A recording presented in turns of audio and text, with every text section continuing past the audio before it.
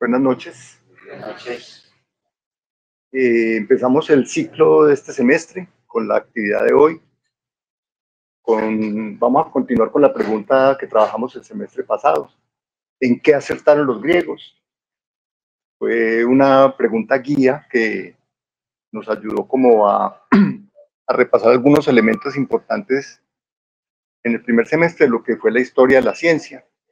Específicamente, digamos, cómo nace el paradigma racionalista griego, cómo los primeros físicos griegos plantean un principio común a todas las cosas. Eso desemboca en el principio del átomo, con Demócrito y Epicuro.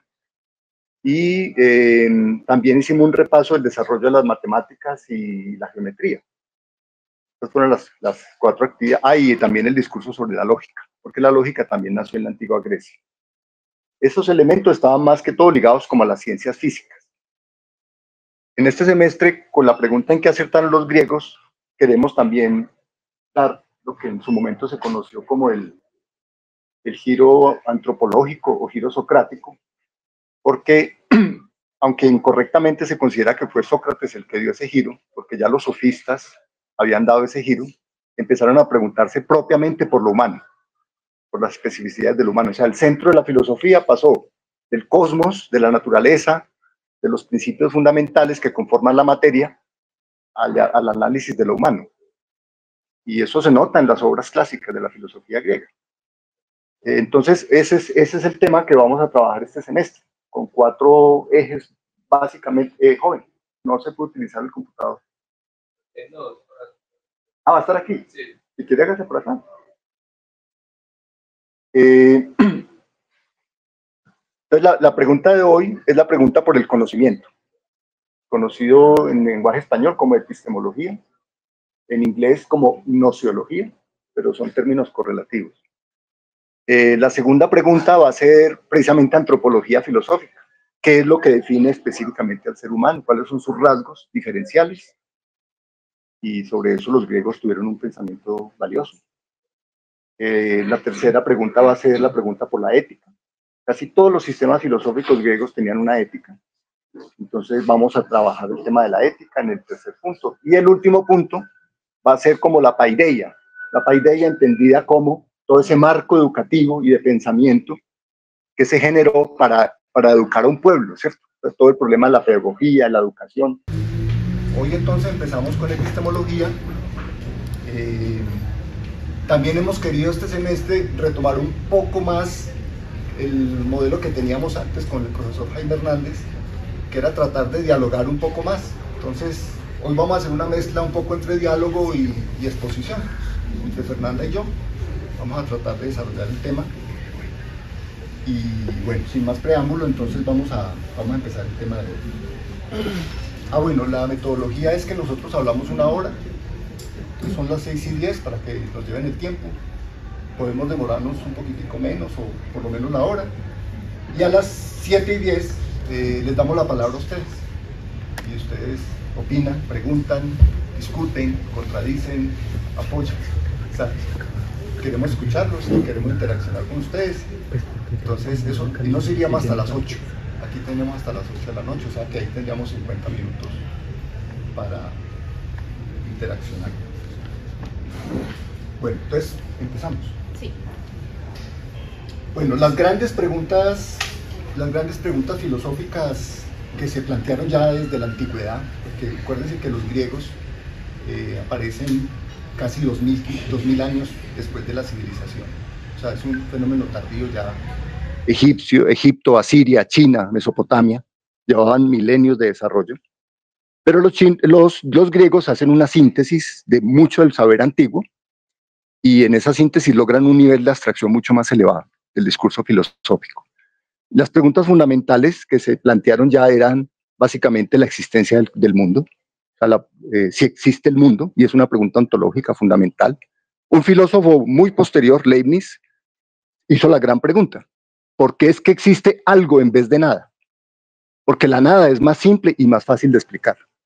Una frase famosa de Leibniz.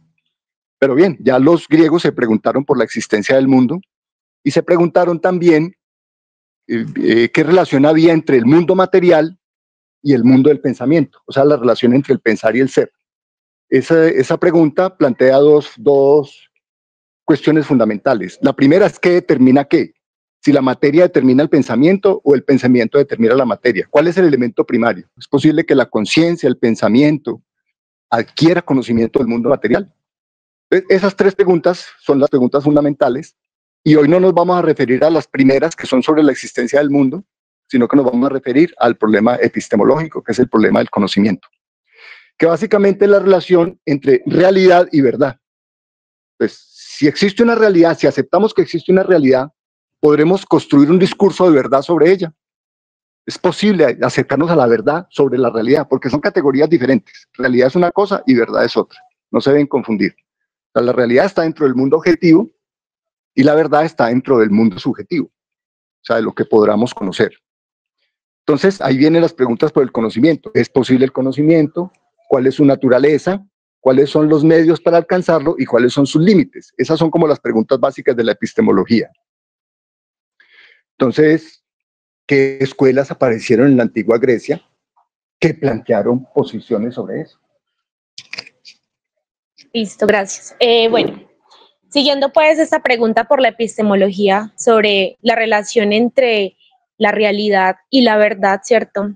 Es una pregunta que quizá podamos responder como situándonos en el contexto griego a partir de 4 de las escuelas pues más predominantes que se pudieron ver, no solamente en la época pues griega clásica, sino también en la helenística, que fue posterior pues a la época socrática, la época clásica que todos conocemos como la época de Platón, de Sócrates, ¿cierto? Después existieron 4 escuelas dominantes que fueron los helenistas.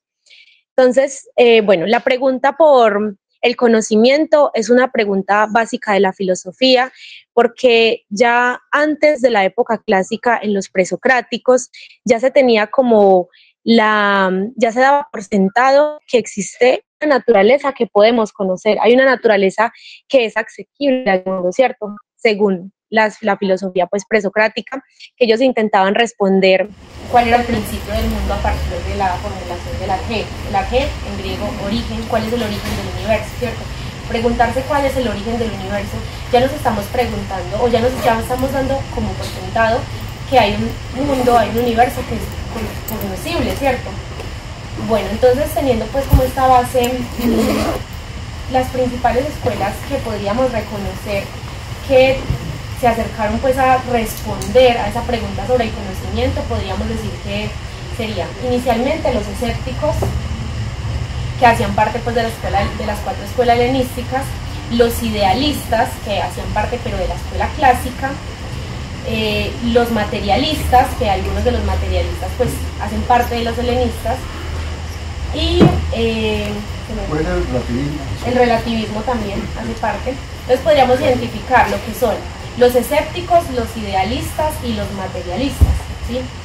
Entonces, pues me gustaría comenzar como comentándoles un poco pues de qué planteaban los escépticos, porque pues los escépticos, primero, si hablamos de cómo conocemos el mundo, los escépticos, la palabra pues escéptico nos remite a que se aleja, ¿cierto? ¿Se aleja de qué? Se aleja del conocimiento. El escéptico no es una doctrina filosófica, los escépticos no los podríamos identificar como una doctrina ni como una escuela filosófica propiamente, sino más bien identificarlos como una especie de corriente.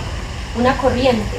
¿Por qué una corriente y no una doctrina filosófica como lo fueron los idealistas, como lo fueron los platónicos, los epicureístas, los estoicos, ¿cierto? Que eran escuelas formalmente organizadas. No era una doctrina porque ellos inicialmente lo que tenían era como un espíritu antidogmático. El escéptico siempre tuvo un espíritu antidogmático. Un espíritu antidogmático significa que iban en contra de todos aquellos preceptos o preconcepciones filosóficas que nos dijeran algo sobre el mundo. Porque los escépticos tenían como idea fundamental que el mundo es incognoscible, que no podemos decir nada acerca del mundo. Por tanto, no podemos plantear ni verdad, ni mentira, ni hacer ningún juicio de valor acerca de nada, ni siquiera del conocimiento científico. Entonces, por un ejemplo ahí de un juicio escéptico, pues son los sofistas. ¿Han escuchado de los sofistas? Sí, Protágoras, Gorgias. Los sofistas fueron los primeros maestros, ¿sí? Ellos se contraponían mucho a lo que era Platón, y la mayoría de los diálogos de Platón se desarrollan a partir de las discusiones que tenía Sócrates, con los sofistas. Discutían acerca de cuestiones morales, éticas y políticas, pero pues entre los sofistas como que podemos identificar dentro del escepticismo sería Gorgias. Gorgias fue un sofista que planteó la idea de que nada existe. Nada es cognoscible. Pero primero, nada es cognoscible. Como nada es cognoscible, no podemos comunicar nada acerca del mundo. No podemos hablar nada de lo que no conocemos. Como no conocemos el mundo, no podemos comunicar nada. Pero principalmente podríamos identificar como un escéptico a Pirrón. Pirrón, que es el padre de la escuela, es propiamente. Sí, escuela o corriente más bien. Claro. Además de que, mire que fue muy coherente Pirrón, porque Pirrón nunca dejó nada escrito. El hecho de que no haya dejado nada escrito también nos da como esa impresión de un espíritu antidogmático. Ya escribir algo, dejarlo impregnado, ya incluye la sistematización del pensamiento. Cuando escribimos algo lo sistematizamos, lo organizamos, ¿cierto? Pero Pirrón fue muy consecuente con su escepticismo y no dejó nada escrito. Lo único que podemos conocer de Pirrón lo dejó escrito Sexto Empírico, que pues fue varios años después, que dejó pues algunas anécdotas que se contaban de Pirrón. Y pues acá quiero como hablarles de una cita importante que pues me pareció interesante como para culminar con esto del escepticismo. Entonces dice, su discípulo Timón, un discípulo de Pirrón que andaba pues con él, dice que el hombre que busca ser feliz ha de considerar estas tres cuestiones. Primero, ¿cómo son realmente las cosas? Segundo, ¿qué actitud debemos adoptar frente a ellas? Tercero, ¿cuál será la consecuencia de tal actitud? Conforme a Timón, Pirrón declaraba que las cosas eran igualmente indiscernibles. Cuando hablamos de indiscernibles, pues hablamos de que no puede pasar por nuestra razón, ¿cierto? Entonces, ¿cómo son las cosas? Indiscernibles, no las podemos conocer, no podemos pasar por la razón. Inconmensurables. Inconmensurables quiere decir incomparables. Dos cosas inconmensurables son dos cosas que no se pueden comparar mutuamente. Y son indeterminables. Cuando hablamos de que algo es indeterminable, pues también estamos diciendo que si no puede pasar por nuestra razón, tampoco podemos decir ningún juicio sobre ello, ¿cierto? Pero entonces el escepticismo de los escépticos era un escepticismo que negaba todo conocimiento, estaba negando que no se pudiese conocer nada. No, lo que atacaban los escépticos directamente eran las doctrinas filosóficas y los juicios que se hiciesen sobre el mundo como si fuesen verdades absolutas, ya sea políticas, religiosas, morales o éticas. Claro, los escépticos tienen que aceptar que existe un conocimiento práctico, ¿cierto? No podemos convivir en una sociedad si negamos todo, si decimos que no existe ningún conocimiento. El saber que aceptaban más bien como la opinión que aceptaban los escépticos era un saber práctico, algo práctico como decir, es que Platón vive en Atenas, ¿cierto? Eso es un saber práctico, así como podemos decir que cada uno pues vivimos en cierto barrio, en cierto lugar, es un saber práctico que nos puede servir para ubicarnos. Más los escépticos no se preocupan por la justificación racional de ese juicio. No le interesa a un escéptico demostrar lógicamente que en verdad Platón vivía en Atenas. Simplemente es un juicio que es útil para vivir pues en sociedad, para ubicarnos. Más no acepta juicios racionales que intenten plantear la verdad o falsedad de una proposición lógica. Entonces, básicamente, pues eso sería como la idea de los escépticos, una negación del conocimiento dogmático en ese sentido. Entonces, una pregunta ahí. Si a un escéptico como Pirrón se le preguntara por el concepto de belleza, ¿él qué respondería? Sería una actitud indiferente. Lo que se llama suspensión del juicio. Suspensión del juicio, sí, muy bien. De hecho, justamente la actitud antidogmática de los escépticos era una actitud de indiferencia. Tenemos que ser indiferentes, según los escépticos, ante cualquier pregunta filosófica que nos hagan o científica. Si nos preguntan, es que es verdad que los planetas giran alrededor del Sol, un escéptico no respondería nada. Un escéptico diría, no me interesa preocuparme por esos juicios, porque esos juicios no me van a decir nada sobre del mundo, así me lo demuestre supuestamente empíricamente. ¿Por qué? Porque los escépticos atacaban férreamente tanto la razón como los sentidos. Los sentidos nos engañan, los sentidos no nos son útiles. Se puede sentir que algo es la justicia, pero eso no dice nada sobre lo que es la justicia. Perdón, te hago una pregunta. ¿Cuáles son las características de las cosas? Dices indiscernibles, inconmensurables. ¿Cuál es la tercera? Indiscernibles, inconmensurables e indeterminables. Bueno, el ejercicio es coger esa escuela y esos planteamientos y mirarlo a la luz de la ciencia actual. Realmente la ciencia no confirma las tesis del escepticismo. La ciencia confirma todo lo contrario. En su larga trayectoria histórica, la ciencia ha venido consolidando unos conocimientos o marcos teóricos fundamentales que explican ramas enteras de la realidad. Por ejemplo, tenemos un planteamiento en la física muy consolidado, no absoluto, no acabado, pero sí muy consolidado a nivel de dos grandes áreas. A nivel de la teoría de la relatividad general, que es la que rige el funcionamiento del cosmos como un todo, y la mecánica cuántica, que es la que se ocupa de los aspectos, de los microaspectos del mundo microscópico. En el campo de la biología, la teoría de la evolución es una teoría plenamente aceptada, que explica en buena medida el por qué estamos aquí en el planeta, nosotros como seres humanos y las demás especies. Y así con las demás ciencias, por ejemplo en la psicología, de la que voy a hablar ahorita más adelante. La psicología cognitiva de Piaget, por ejemplo, es un planteamiento aceptado sobre cómo el niño adquiere la inteligencia y forma su personalidad. Están bien probados por experimentación, por observación, por investigaciones, etc. Entonces digamos, para decir que la ciencia no confirma las tesis escépticas de que no es posible conocer el mundo. Sí es posible conocerlo, pero delimitando que ese conocimiento no es acabado, sino que es un conocimiento que, como hemos dicho en otros momentos, siempre está en construcción, El edificio de la ciencia es un edificio siempre en construcción, pero en permanente uso. Esa es una metáfora que leímos alguna vez en un autor. Le hago una pregunta, pero la duda, ¿cierto? La duda, porque el escepticismo pone en duda todo también, ¿cierto? La duda no es el punto, pues, por el cual inicia la ciencia, el dudar de la opinión. Bueno, ¿qué retomamos del escepticismo? Dos cosas. La ciencia incorporó el escepticismo dentro de su método, pero no para negar el conocimiento, sino para afirmar. O sea, hay dos maneras de dudar. Dudar para negar toda posibilidad de conocimiento, o dudar para afirmar el conocimiento. Esta es la duda metódica que empezó con Descartes, y siguió largamente, y en este momento está incorporado en el método de la ciencia. El método de la ciencia tiene un elemento que es el método escéptico.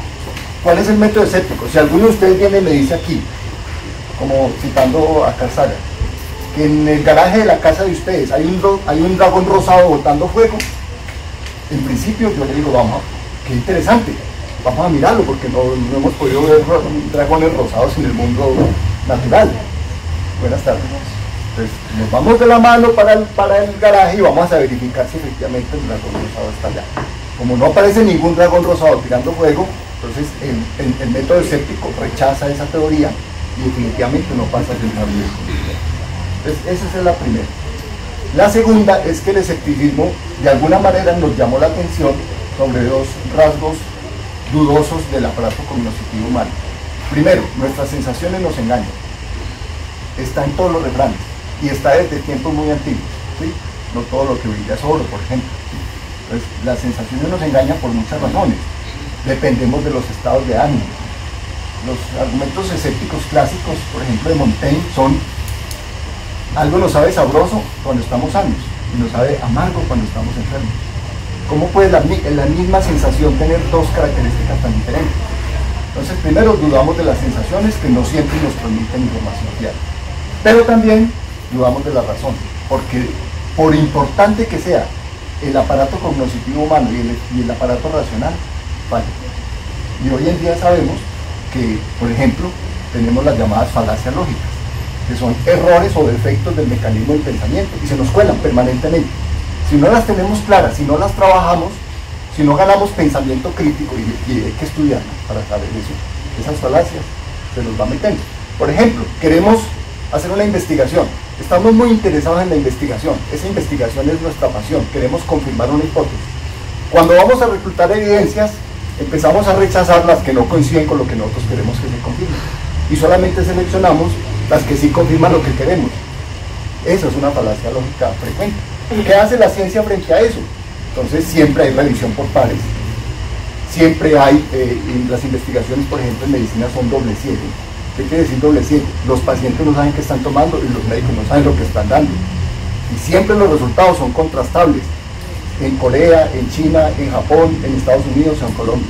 ¿Sí? Por eso todos los proyectos de investigación tienen que presentar materiales y métodos, discusión, conclusiones, porque se supone que esos conocimientos son replicables. Entonces, conclusión, tenemos muchos mecanismos para contrarrestar el mecanismo, pues que el escepticismo sí nos llamó la atención de que había fallas en ese mecanismo. Justamente ahorita que usted mencionó que, claro, los sentidos no son fiables, ¿cierto? Una de las tesis centrales del escepticismo. No fue la única escuela que planteó eso. La duda por los sentidos, la duda por lo que las percepciones sensoriales pues nos puedan dar de información del mundo, es una de las premisas centrales de una de las escuelas que es llamada como el idealismo. El idealismo es básicamente eso sí es una doctrina, ¿sí? El escepticismo es una corriente más que todo, pero el idealismo sí se consolidó sistemáticamente como una corriente filosófica, como una escuela filosófica propiamente dicha, porque fue sistematizada por Platón. El idealismo tiene una de las pretensiones fundamentales de encontrar la esencia de las cosas, de encontrar la verdad que subyace a las cosas del mundo. Claro, el idealismo sí parte de la premisa de que hay una verdad. Sin embargo, algo muy particular del idealismo es que el idealismo divide el mundo en dos: el mundo verdadero y el mundo aparente. Existe un mundo que es el mundo sensible, pues el mundo en el que todos estamos viendo pues todas las figuras, todos los objetos, ¿cierto? Pero también el idealista diría que existe un mundo que está por encima de los sentidos, un mundo que está por encima de las apariencias, que es el mundo verdadero. Entonces, esa es una de las tesis centrales. Si recordamos un poco a Platón en el colegio, pues en el bachillerato, ¿cierto? Básico, todos vimos a Platón. Platón con su mundo de las ideas hacía una separación dual del mundo. Existe un mundo aparente y un mundo ideal. Que mundo el mundo de las cosas y el mundo de las ideas, sí, separado, ¿cierto? Y asimismo, como el mundo está separado en dos, también el conocimiento tendría que estar separado en dos. ¿Por qué? Porque Platón divide tajantemente el conocimiento que tenemos sobre las apariencias por el conocimiento de las esencias o el conocimiento verdadero. La opinión, ¿cierto? Cuando nosotros opinamos sobre algo según lo que sentimos, según lo que nos informan los sentidos, incluso la comprobación empírica, según Platón o según los idealistas, estaríamos hablando de una simple opinión, lo que en griego se llamaría como doxa, ¿sí? Y aparte de eso, tendríamos otro tipo de conocimiento, otra vía, que sería el conocimiento verdadero, pero ese conocimiento sí no se basaría en la opinión, sino que sería el conocimiento que se base en las ideas, conocer la esencia. Pero hay algo muy importante del idealista.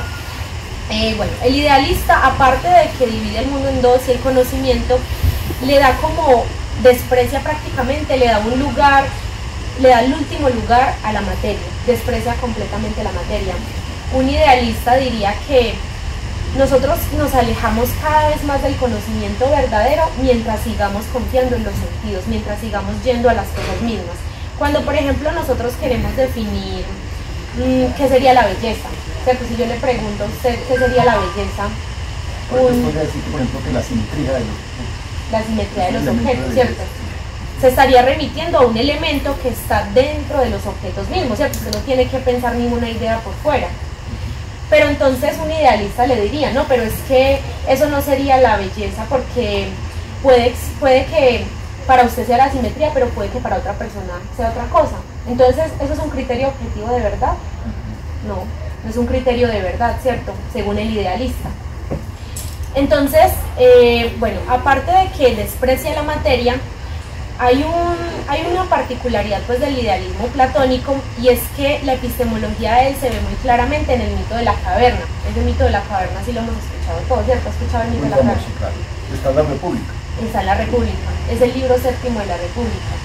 El mito de la caverna es como una especie de metáfora que nos explica cómo nosotros creemos que tenemos un conocimiento de algo, pero en verdad solamente estamos ligados a las sombras. Estamos como con los ojos vendados viendo solamente las sombras. El mito de la caverna es más o menos que existen unas personas que están atadas como esclavos dentro de una caverna, que no ven la luz del sol, o sea, están completamente metidos en la caverna, atados, y aparte de que están atados, están obligados a ver unas sombras, que son otras personas que están como intentando con unos carteles o con unas... sí, están como haciendo figuras simulando las cosas del mundo. Entonces los esclavos que están viendo, según Platón, los esclavos que estamos viendo eso, entonces creemos que ese es conocimiento aparente, es el conocimiento verdadero, porque nunca hemos visto el sol, nunca hemos salido a entender la verdad. Entonces, según Platón, el que se libera de la caverna, salir de la caverna implica liberarse de los sentidos, dejar de lado la materia. Salir de la caverna implica liberarse de esas cadenas, salir a buscar el sol, que el sol sería como la idea de bien. En Platón es la idea de bien, pero pues sería como las ideas o la esencia de las cosas. De las llamadas ideas trascendentales platónicas, claro. La verdad, el bien, la belleza, la bondad, etc. Claro, y eso sería, para los idealistas como Platón, sería encontrar la virtud. Ser virtuoso, ser un sabio, es conocer las ideas de eso. El problema es que cuando se sale de la caverna, como usted nunca ha visto el sol, como usted no sabe cuál es la verdad, el simple hecho de usted salir de la caverna y ver cuál es la verdadera esencia de las cosas, ya usted se queda perplejo, porque usted nunca había tenido pues contacto con el sol. Sino que hay una dificultad en el idealismo que encuentro personalmente, y es que los idealistas consideran, pues, por ejemplo, remitiéndonos a Platón, que conocer es recordar. También... Déjale igual antes de eso. Claro. Hay una cosa importante en ese planteamiento de la caverna. En otro diálogo que llama el Fedón o del alma, donde Platón plantea que el alma es inmortal, por eso él está contento de ver las 50. Va a ver las 50 horas, ese es el diálogo. Los discípulos van y están llorando a su lado y dicen, es que él va a morir. Y dice, no, yo estoy feliz, porque voy a ir al mundo de las ideas, que es un mundo realmente verdadero. En ese diálogo, Platón directamente dice que todo el que quiera encontrar el conocimiento a partir de la materia misma es como echarle arena a los ojos. Es un camino errado del conocimiento. Por ejemplo, si ustedes quieren llegar a la verdad de qué es el sol, no miren el sol, piensen en el sol. O sea, invita abiertamente a despreciar las evidencias empíricas del mundo real. Entonces, era como para reforzar esa parte. Claro. Sí, justamente en el Fedón, como usted dice, es donde se expresa, bueno, primero, también los idealistas creen en la inmortalidad del alma, ¿cierto? Pero ¿qué implica? En Platón, por ejemplo, el conocimiento que nosotros tenemos es un conocimiento que ya está implícito en nosotros, ¿cierto? Ya está en nuestra alma. Y ese conocimiento no lo recordamos porque estamos encarcelados en el cuerpo. Se ha escuchado mucho ese dicho popular de el cuerpo es la cárcel del alma. Pues eso es una idea muy platónica, ¿cierto? Porque implica que en Platón nuestra alma es la que tiene el conocimiento, pero nosotros no lo podemos recordar porque nos pegamos solamente del conocimiento sensible. Entonces prácticamente sería inaccesible el conocimiento mientras no nos desprendamos de los sentidos. Eso trae ecos de Parménides. Esas ideas idealistas, sí, esas ideas idealistas pues claramente no tienen su inicio justamente en Platón, sino que vienen mucho antes desde los presocráticos. Por ejemplo, uno de ellos es Parménides. Parménides es conocido como el padre de la metafísica. De Parménides solamente se tiene un poema que escribió que se llama Sobre la naturaleza. Es un poema bonito, pero es está muy encriptado, ¿cierto? También por el idioma, pero en el poema se trabaja el tema del conocimiento, en tanto se aparecen dos dioses. Entonces Parménides dice, aparecen dos diosas de la sabiduría, y entonces las dos diosas van a marcar dos caminos. Entonces, para poder llegar a la verdad, hay que tomar uno de esos dos caminos. Entonces, el primer camino sería el camino de la opinión. el camino y de las sensaciones, del conocimiento por medio de las percepciones. Y el segundo camino sería el camino de la verdad, de ir a acercarse a las cosas como cosas eternas, como cosas trascendentales. Que es el concepto del ser parmenideante, un ser abstracto, inmóvil, sí, imperecedero, puro. Y ahí es que toma Platón su idea de la idea absoluta.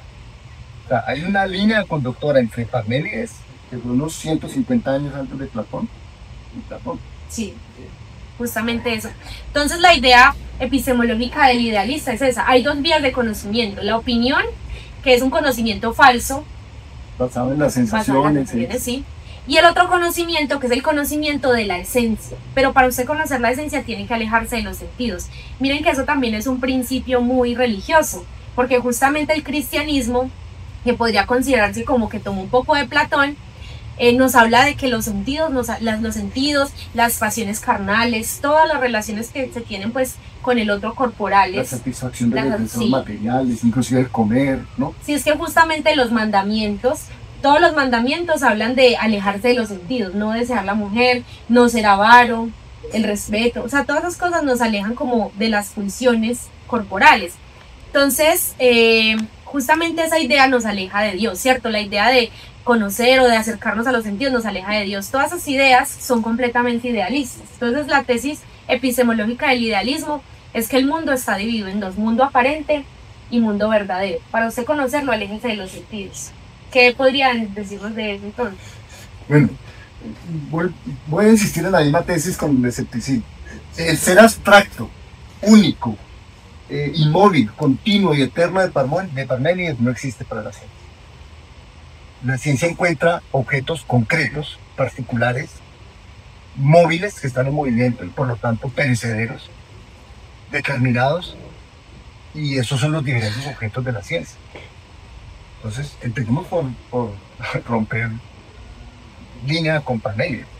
El ejercicio de Parménides es un ejercicio completamente abstracto e idealista, de coger el ser de las cosas, de todas las cosas que vemos, y convertirlo en una abstracción absoluta al punto de negar el movimiento. Recuerden que los filósofos de Parménides, como Zenón de Elea, las famosas aporías de Aquiles y la tortuga, o que la flecha no se mueve, es precisamente para demostrar que no hay tal movimiento, que el movimiento es un engaño de los sentidos, que Aquiles realmente no corre más rápido que la tortuga, que la flecha realmente no se está moviendo. Pues, la ciencia no acepta ese planteamiento. Puede que la especulación filosófica haya seguido con eso, pero la ciencia no. Verbigracia, cojamos un caso concreto, el átomo. El átomo sí es un objeto de la ciencia. Por el lado de la física, pues es la física cuántica, y por el lado del enlace es la química. Cómo se unen los diferentes átomos, esa es la ciencia de la química, la ciencia del enlace de los átomos para formar moléculas y las diferentes reacciones. Y el estudio de los átomos, pues es el campo de la física cuántica. Son determinados, son concretos. Es más, hay una pequeña línea divisoria entre uno y otro. Los químicos le reclaman a veces a los físicos y los físicos a los químicos que se utilizan los terrenos. Y así, cada campo de la ciencia es un campo concreto, determinado, cuyas leyes son aplicables a ese campo particular. Si usted traslada, por ejemplo, lo que hace la psicología, algunos que se dicen psicólogos, de hablar entonces de la física cuántica en el comportamiento humano, eso es ridículo. Ridículo, entonces la conexión cuántica y no sé qué, pues eso es ridículo. No tiene absolutamente nada que ver con la mecánica cuántica. Por el lado de Platón, la ciencia tampoco ha encontrado el tal mundo de las ideas. No existe el mundo de las ideas separado de la materia. Es más, voy a decir una tesis radical. No existe idea sin materia. Idea y materia son inseparables. Por ejemplo, esta idea que les estoy diciendo, idea y materia son inseparables, está en mi cabeza en la forma de ciertas conexiones electroquímicas que yo aprendí en algún momento o reflexioné en algún momento. Es una conexión en alguna parte de mi lóbulo cerebral racional. No existe esa idea como tal separada del funcionamiento electroquímico de mi cerebro. Pues, para decirlo como lo dijo un filósofo, no hay ideas sin cerebro. Hay una demostración palpable fisiológica de eso. El cerebro es un órgano altamente demandante de energía. solamente tiene entre el 2 y el 3% del peso corporal, pero demanda el 20% de la glucosa. Y es un consumidor de oxígeno impresionante. Tan impresionante que cuando por la glucosa o el oxígeno nos empiezan a faltar así en pequeñas proporciones, nos empezamos a marear. O empezamos a ver cocuyitos. La famosa hipoglicemia, ¿no? Empezamos a ver cocuyitos y nos vamos como mareando. Porque es que el cerebro necesita permanentemente el oxígeno y glucosa, que son elementos materiales para funcionar. Pero entonces, ¿qué podría decirnos la ciencia sobre la esencia? No, espera, vamos a empezar. Dos cosas. Es que quiero sustentar que no hay ideas aparte del mundo material como planteó Platón. Pues Platón nos habló de un mundo de las ideas completamente separado de la materia. Segundo punto, no existe el desarrollo cerebral, que son el crecimiento de las ideas humanas, separado de la influencia del mundo circundante. Los cerebros no se desarrollan, sino entran en conexión desde el mismo nacimiento con el mundo circundante. Y hay cantidad de pruebas en la historia de la medicina, la antropología, de personas que han sido privadas de la estimulación sensoriomotriz y vemos cómo el cerebro no se desarrolla. O inclusive sentidos, por ejemplo el sentido de la vista. Si a una persona se le priva de la vista en los primeros meses y años, después ya no ve, ya pierde la capacidad de ver. Entonces, segunda tesis, no existe desarrollo cerebral sin contacto con el mundo. Y la tercera, no existe humanidad al margen de la sociedad. Nos volvemos humanos en sociedad. No hay una esencia humana que se exprese si yo no la confronto con mi otro yo, que es usted, en la interacción y en el diálogo. Entonces miremos que todo lo que es psiquis, todo lo que es idea, todo lo que es pensamiento, siempre requiere un sustrato material. Es más, alguien me diría, pero yo puedo escribir mis ideas. Sí, pero necesito un sustrato material. Si no es un libro, es un bit de información, unos terabytes o unos megabytes. Requiere un sustrato físico. Una obra de arte requiere un lienzo, una pintura requiere un lienzo. Hasta el lenguaje de la danza requiere expresarse por medio del movimiento, de un cuerpo. Entonces, esa es una tesis fundamental que la ciencia no apoya. No hay tal mundo de las ideas en ninguna parte porque no existen ideas separadas de la materia. ¿Cuál es la pregunta? ¿Qué responde la ciencia ante la esencia? ¿Existe la esencia de las cosas? Bueno. Entonces, aquí hay un punto importante. En cierta medida, Platón tenía razón en una cosa. Aunque el camino que él propone es muy equivocado. Pero Platón sí tenía mucha importancia, mucha razón en que el intelecto humano, el raciocinio, las capacidades mentales superiores, que hoy llamamos así en neurofisiología, son determinantes del conocimiento. No son los sentidos, no son ni las sensaciones ni las percepciones. Es fundamentalmente el raciocinio. O sea, digamos que para la teoría del conocimiento actual, sí se necesita llegar a la esencia de un fenómeno que sería la ley que subyace a algo. Por ejemplo, pongamos un ejemplo sencillo en astronomía. Creíamos que la Tierra no se movía, por lo tanto era el centro del universo. Y veíamos que el Sol se movía a lo largo de las 12 horas por el firmamento. Eso es una apariencia. Nos demoramos 2.500, 3.000 años para darnos cuenta que no, que era al revés, que la Tierra era la que se movía. Pero las apariencias no nos transmitían ese conocimiento. Se necesitó ir a la esencia del problema, y eso solamente fue posible mediante el racionamiento lógico. Entonces, Platón y Parménides tienen un mérito, fundaron la lógica. Se reconoce que ellos fueron los primeros filósofos que empezaron a sistematizar el ejercicio lógico. Y ya Aristóteles lo compendió en un libro que se llamaba El Organón. Pero si ustedes miran los diálogos de Platón, son diálogos donde se está desarrollando la lógica. Y la lógica es una de las dos herramientas fundamentales de la ciencia. ¿Por qué? Porque toda teoría tiene que tener consistencia lógica. Si una teoría no tiene consistencia lógica, falla. Se va abajo. Ahora, ¿basta la lógica para construir una teoría? ¿Qué es el otro elemento? Evidencia empírica. Entonces, un sistema lógico, lógicamente construye una teoría consistente que cuente con pruebas empíricas. Esas son las dos piernas en las que se mueve la ciencia. Y en cierta medida Platón insistió en eso. Insistió en que se necesitaba llegar a la esencia del problema mediante el pensamiento lógico racional, y hay que reconocer eso. Otro punto que hay que reconocer a Platón, también estaba esto echado por lo que, la manera como lo dijo, pero de alguna manera tenía razón. Platón habló del apriorismo en el conocimiento. ¿Por qué habló Platón del apriorismo en el conocimiento? Bueno, Platón habló del apriorismo en el conocimiento, pues a priori significa antes de la experiencia, ¿cierto? Porque la experiencia, al ser parte pues de la sensibilidad de la materia, pues no nos dice nada, lo que nos dice es lo que está antes de esa experiencia, lo que ya tenemos en nosotros, con ese tema de la inmortalidad del alma, ¿cierto? En nuestra alma ya está impresa esa información, nosotros no somos una tabula rasa, como dirían pues más adelante en la modernidad, no. O sea, como este tablero en blanco, no. Nosotros ya tenemos información agregada a nosotros que usamos para llegar al conocimiento. Listo, pero Platón no tenía conocimientos de neuroanatomía y neurofisiología. Él no sabía que el cerebro ya venía con unos circuitos neuronales programados genéticamente, que efectivamente son un conocimiento a priori. El conocimiento a priori de él es, como dice Sócrates en el Pedón, cuando nacemos ya tenemos los conocimientos porque el alma es inmortal. Simplemente hay que recordarlos por el método mnemotécnico. Ese es el apriorismo idealista de Platón. Pero no hay tal. Los conocimientos previos que tenemos son dos.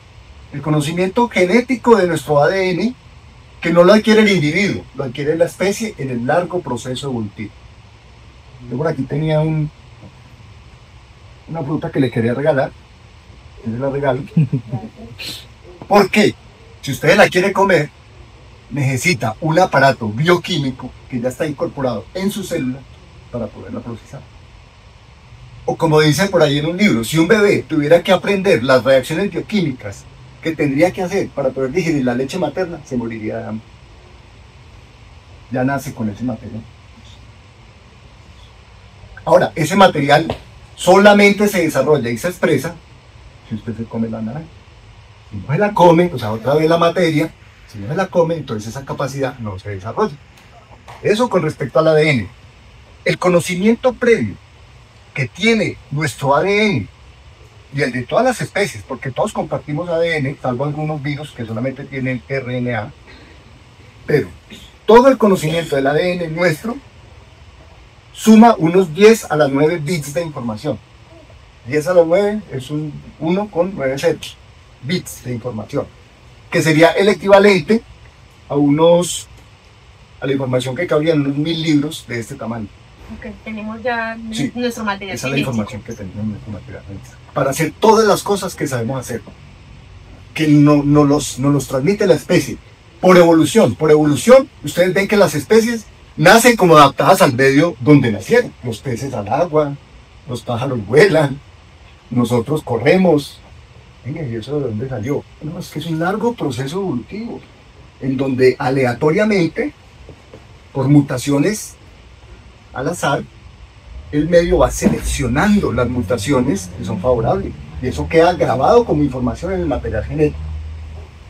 Pero hubo un momento en que la información del material genético no fue suficiente, entonces aparecieron los cerebros. Y los cerebros es una pieza alternativa para condensar información muy superior al ADN. La información que pueda almacenar un cerebro como el suyo o como el mío, ya no son 10 a la 9 bits, son 10 a las 14 bits de información, que sería el equivalente a unos 20 millones de volúmenes como este.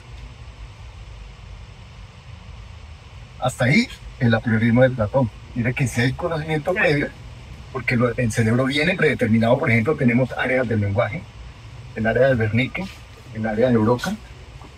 No hay que aprenderla, ya viene en el cerebro. ¿Cómo se aprende? Escuchando, hablando, diciendo. Así es como se desarrolla.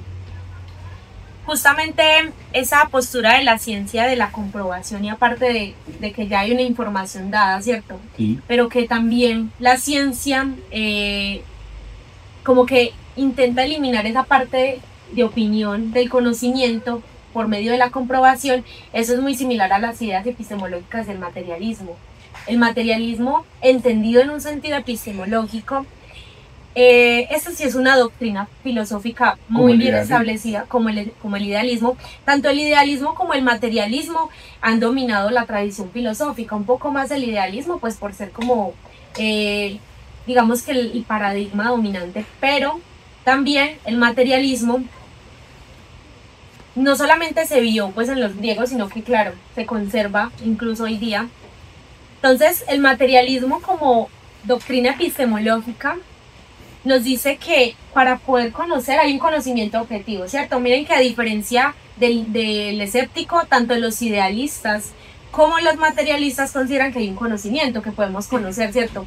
Ya los materialistas consideran que hay un conocimiento objetivo, un conocimiento del mundo al mundo mismo.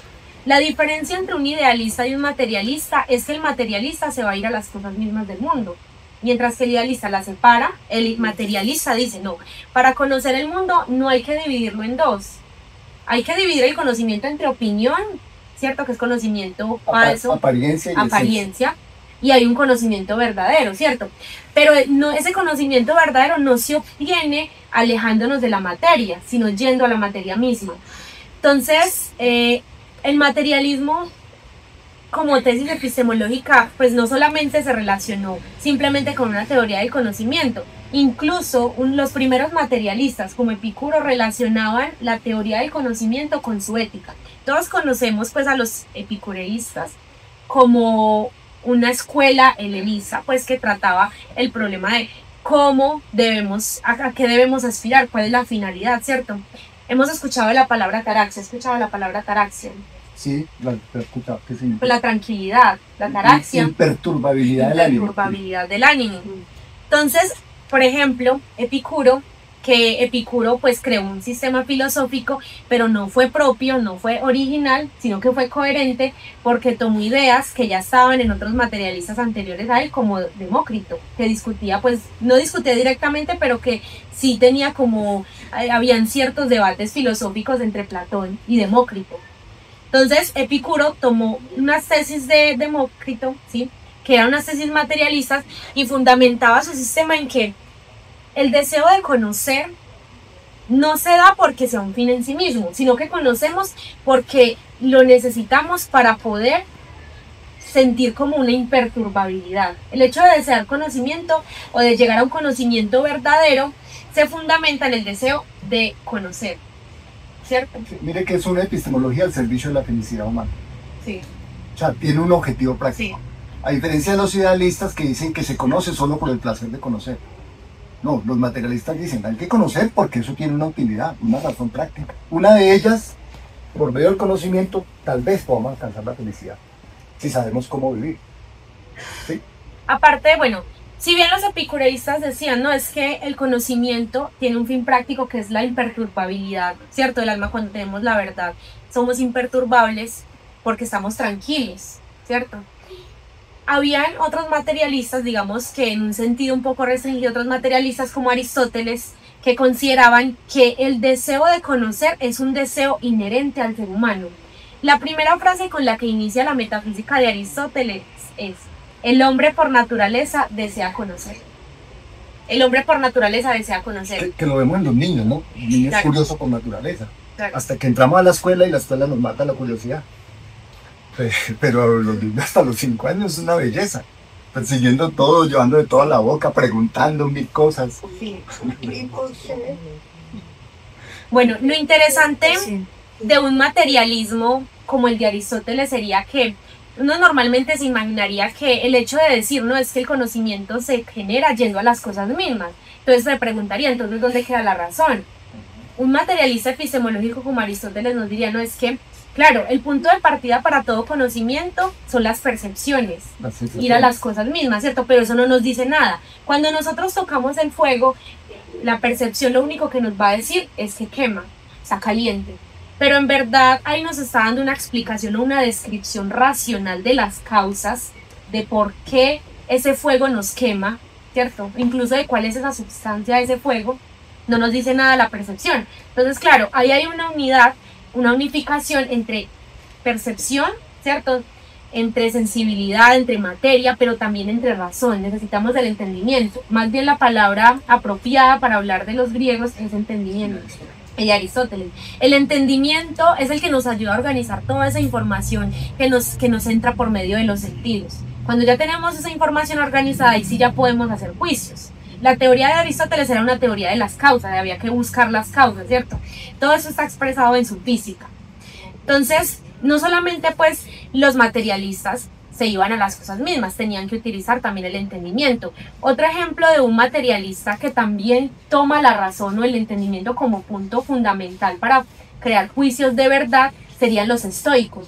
Normalmente hoy en día conocemos los estoicos es por la ética, ¿cierto? Hoy en día es como muy común que las personas estén leyendo a Marco Aurelio por sus tesis éticas de que hay que aceptar el destino sin importar cual sea, aceptarlo, aceptar la muerte. Normalmente hemos escuchado de los estoicos, pues los estoicos no solamente crearon un sistema ético, los estoicos, al igual que los helenistas, intentaban entender la filosofía desde tres rúbricas: la ética, la lógica y la física. Entonces, el sistema epistemológico materialista de los estoicos está en la unidad entre la lógica, que también hablamos ahí de un entendimiento, de un raciocinio, de la lógica con la física. El conocimiento científico se genera a partir de que cuando nosotros, digamos, enunciamos un juicio o lo que en lógica sería una proposición, para poder que esa proposición sea verdadera tenemos que comprobarla mediante la experimentación. Entonces acá tengo como una pequeña cita que me gustaría compartirles de qué es para los estoicos conocer. Bueno, para los estoicos, conocer o saber algo para el estoicismo es ser capaz de afirmar una proposición demostrable como verdadera.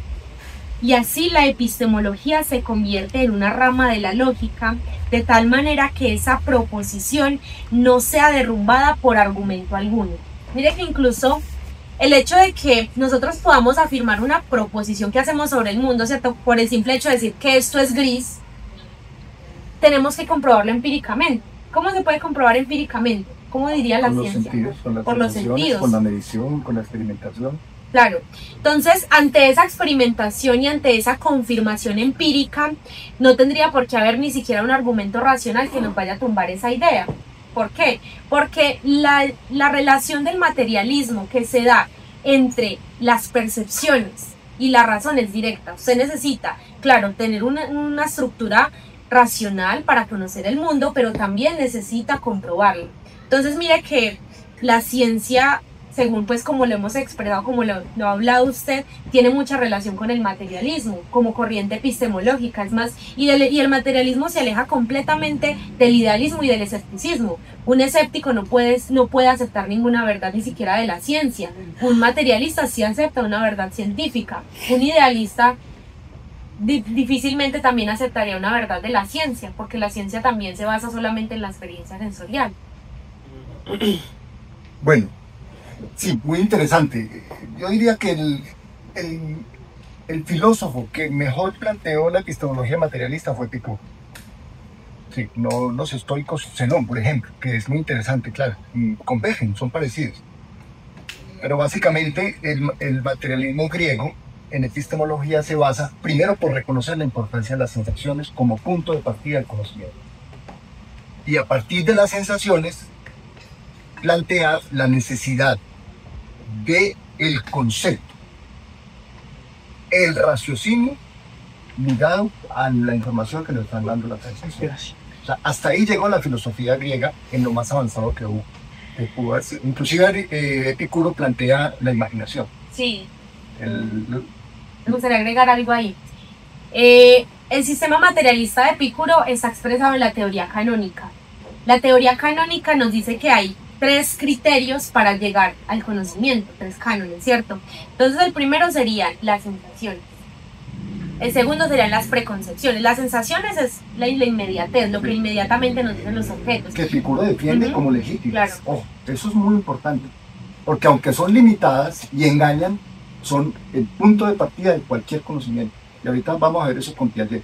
Y las preconcepciones, que es lo que usted ya nos dijo, que claro, es que nosotros ya tenemos una información que está dada, tenemos unas preconcepciones que también son construidas, no solamente son inherentes, también cuando tenemos preconcepciones las construimos al interactuar con un medio. ¿cierto? Si nosotros sabemos que tenemos que, déjame un ejemplo de una preconcepción.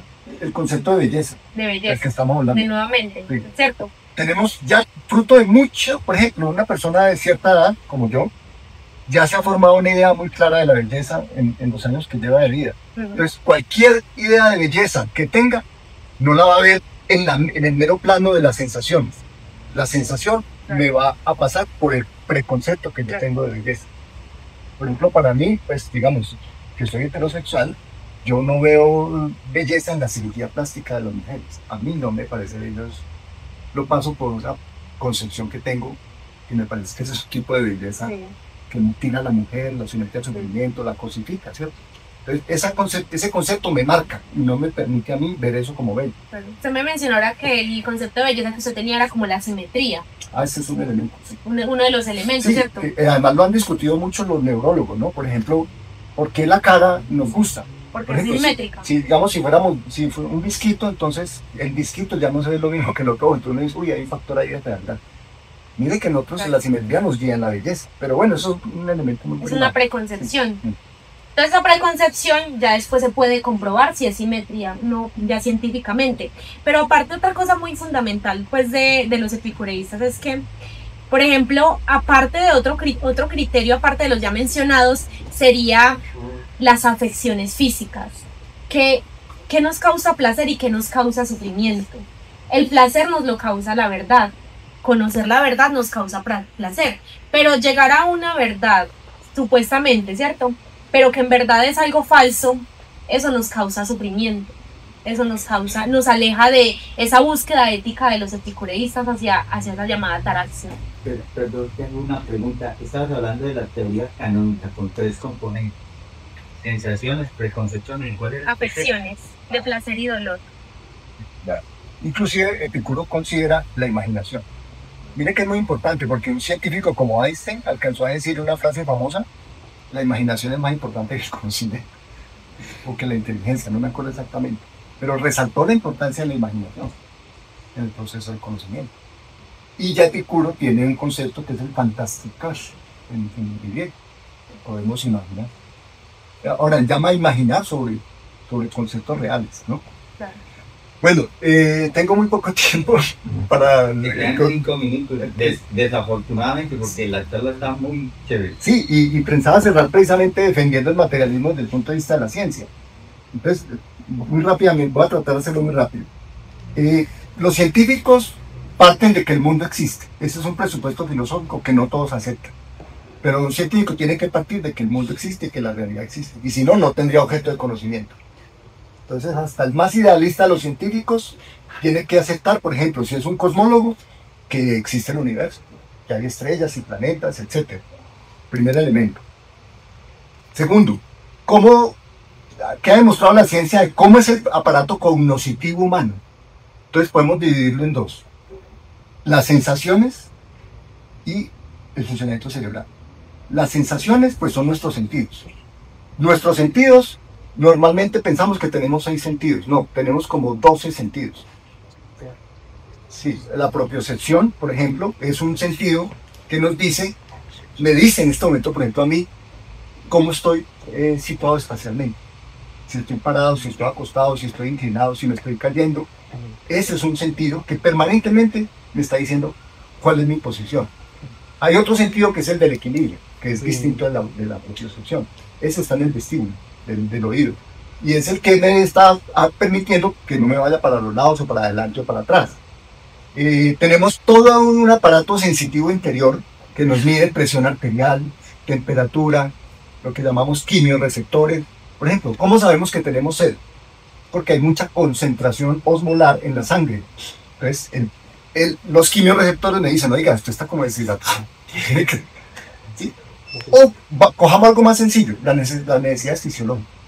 Hay unos sentidos interiores que nos dicen cuando tenemos ganas de ir al baño, cuando tenemos hambre, etc. Ese aparato sensitivo está funcionando porque hay varios receptores, hay quimiorreceptores, hay receptores del dolor, en las articulaciones, en los músculos.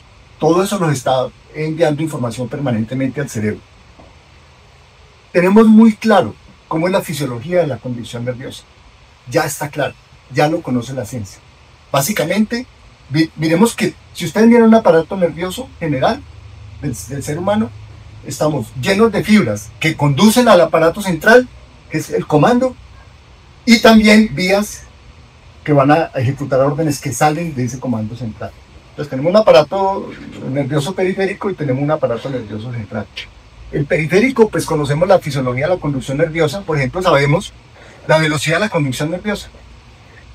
¿Cuál cree usted que es la velocidad de la conducción nerviosa? Mire, le voy a hacer un experimento. Si yo le voy a dar a él un puño, él, mire, inmediatamente cerró los ojos. No, él no creyó que yo le voy a dar un puño, pero si quería que le iba a dar un puño, me hubiera hecho así inmediatamente. Eso es a una velocidad de 120 metros por segundo.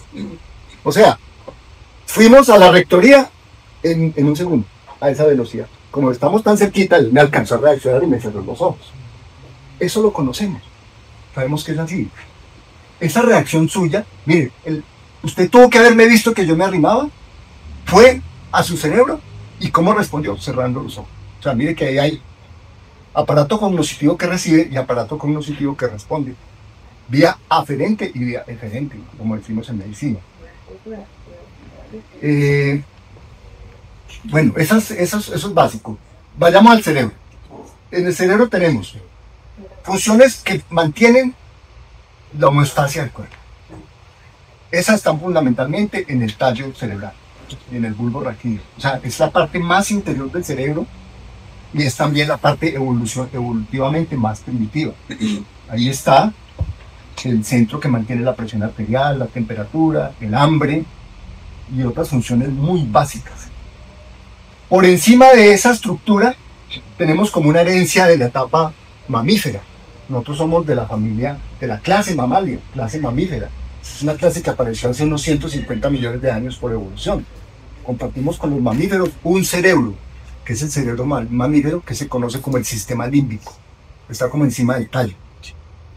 ¿Por qué? Porque ya éramos especies muy sociales y teníamos que aprender a relacionarnos, andábamos en manadas. Entonces ahí aparecen los afectos, ahí aparecen las emociones. Por ejemplo, la necesidad de proteger las crías, la necesidad de andar en grupo para defenderse de los depredadores. Eso nos...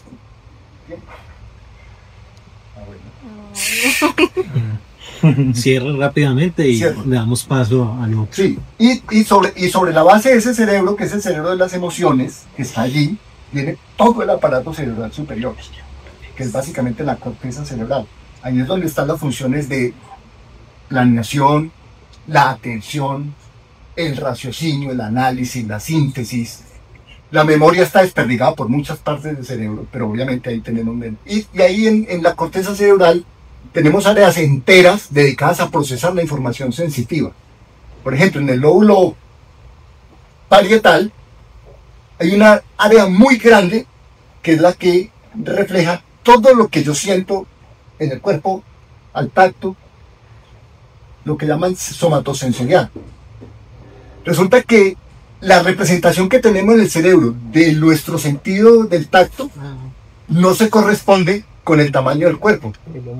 El homúnculo está claramente representado allí. ¿Qué es el homúnculo?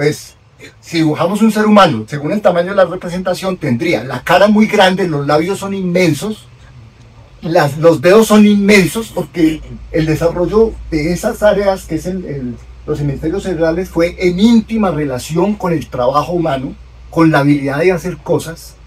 El trabajo humano cuando empezamos a hacer herramientas, y esta capacidad que tenemos desarrolló profundamente los lóbulos cerebrales.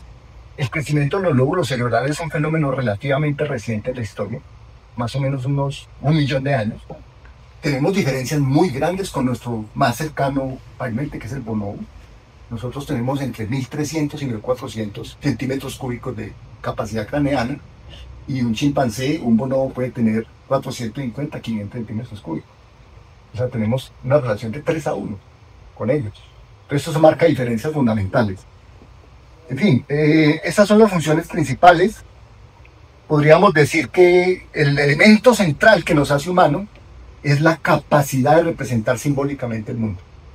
Hubo un momento en que tuvimos la capacidad de darle nombres a las cosas mediante el lenguaje articulado. Y cuando empezamos a darle nombres a las cosas, empezamos a manipularlas mentalmente. ¿Sí? Regalar naranja. Yo puedo pensar eso y lo puedo hacer. Es más, antes de hacerlo, lo pensé. Regalar naranja a Fernanda. Fernanda es un nombre para un ser que está aquí. Naranja es un nombre para un ser que está aquí y regalar es un acto. Entonces, mentalmente empiezo a trabajar con eso y eso es lo que nos ha hecho seres humanos. Porque con eso podemos aprender habilidades nuevas. Yo le puedo enseñar a usted cómo pelar una naranja. ¿Usted sabe cómo pelar una naranja? Dígame que no. Dígame que no sabe. Yo le voy a enseñar cómo. Eso es lo propiamente humano. Si usted no sabía cómo pelar una naranja, yo le voy a enseñar cómo pelar una naranja. Y cuando Fernando tenga hijos, si los tiene, tal vez le enseñe, o a sus alumnos, cómo pelar una naranja. Y un alumno de ella, tal vez aprenda cómo pelar mejor una naranja de lo que yo lo hacía y de lo que lo hace ella. Eso lo llaman el trinquete cultural. El trinquete cultural es que nosotros, los seres humanos, nos vamos pasando la información, el conocimiento, de generación en generación. Eso no lo hace ninguna especie animal, ni la más avanzada. Ese trinquete cultural es el que nos tiene aquí charlando. Eso lo hacíamos desde tiempos primitivos. Voy a leer una cita y termino con esto, porque es lo que nos hace típicamente humanos. Este es un libro que se llama Las lagartijas no se hacen preguntas. Lo hemos citado varias veces en las... me parece muy buen texto. Y esa tesis dice así: los antropólogos denominan trinquete cultural al proceso por el cual la cultura se construye sobre cultura previa. El trinquete cultural representa una diferencia esencial entre la cultura de los humanos y las de otros animales, y es una herramienta que surgió en las nuevas sociedades sedentarias, donde el deseo de estar junto a pensadores afines y reflexionar con ellos sobre las mismas cuestiones se convirtió en el nutrimento que permitiría la floración del conocimiento avanzado. Estamos haciendo aquí algo muy primitivo. Nos estamos reuniendo a escucharnos. Tal vez a la sabiduría de Fernanda, lo poco que podamos transmitir aquí. Porque los viejos cazadores salían y tenían mucho conocimiento de cómo cazar. Y venían de cazar y se reunían con los jóvenes y empezaban a contar historias por medio de la tradición oral. Cuando se inventa la escritura, eso se puede plasmar en libros. Y ahorita con los computadores nació Internet. El nivel de información que tenemos en Internet hoy es muy superior al de las más grandes bibliotecas. Las bibliotecas tienen, la más grande tiene 162 millones de entradas entre libros, artículos de revistas, fotografías, películas, láminas, etc. Eso da una información de más o menos 10 a la 15 bytes. Pero la red mundial de información en este momento tiene 10 a la 21 bytes. Allá vamos con el conocimiento. ¿Será posible el conocimiento o no? Ahí terminamos. La dinámica ahora es abierta al público, con intervenciones, preguntas, y también Fernanda y Pablo pueden responder. Yo creo que es más fácil que ustedes estén pendientes acá, quién levanta la mano y que la siga. Tratemos de ser concretos, pensando en que aprovechemos el tiempo y de que mucha gente pueda hablar también con ustedes, de manera que hablen más personas. Una pregunta a los expositores. Mi pregunta es la siguiente. Pues mientras escuchaban esa exposición, esa relación de todo lo que ha hecho la filosofía griega antigua, hay una donde decía que no hay que buscar el conocimiento ni apartándonos ni acercándonos tanto, digamos, al mundo. Yo tengo, pues obviamente, una corriente más lingüística, más de la filosofía del lenguaje, y yo siempre he sentido que el conocimiento se construye, obviamente, inmersos en él, pero también abstrayéndonos de él por medio de los conceptos. Entonces mi pregunta es, ¿qué postura tienen al respecto o cómo pueden argumentar, digamos, este tipo de pensamiento, que es más bien como nominalista? Correcto. ¿Qué decir? ¿Comienza usted? Vean, ese planteamiento es correcto a mi juicio, pero hay que entender en qué fase del conocimiento estamos. Me explico. Para el materialismo, la primera fase del conocimiento es la fase sensorial. Si usted quiere conocer algo, acérquese a ese algo lo más que pueda. Míralo, huélalo, tóquelo, gústelo, pálpelo, de 1000 formas, maneras. Si es un proyecto de investigación, mídalo con la luz, mídalo con el sonido, mídalo con muchas formas. Eso le va a dar un bagaje de información sensorial, empírico, bien pueda, del objeto muy honda, ¿cierto? Cuando usted haya saciado esa etapa, que usted está hastiado del conocimiento, aléjese. Y empiece un proceso racional. Es más, el proceso racional ya empieza desde la misma fase sensorial. Pero la verdad, no se puede saltar esa primera etapa. Entonces, en la segunda etapa es muy importante tomar distancia, porque si no, usted queda atrapado en el objeto. Queda atrapado en sus manifestaciones exteriores, su color, su sabor, sus magnitudes. Entonces, realmente para poder entender el fenómeno en su esencia, es por el medio del ejercicio lógico-racional, en donde usted procesa toda esa información sensorial y de pronto da un salto. Eso lo llaman el salto conceptual, de lo sensorial a lo conceptual. Hasta ahí, para la epistemología tradicional materialista, ese era todo el conocimiento. De pronto ahorita más adelante le digo que sigue otro pasito. Sí, justamente el conocimiento se puede construir, ¿cierto? También con esa relación con el lenguaje, porque el lenguaje es el pensamiento. Por medio del pensamiento, pues por medio del lenguaje es que podemos pensar.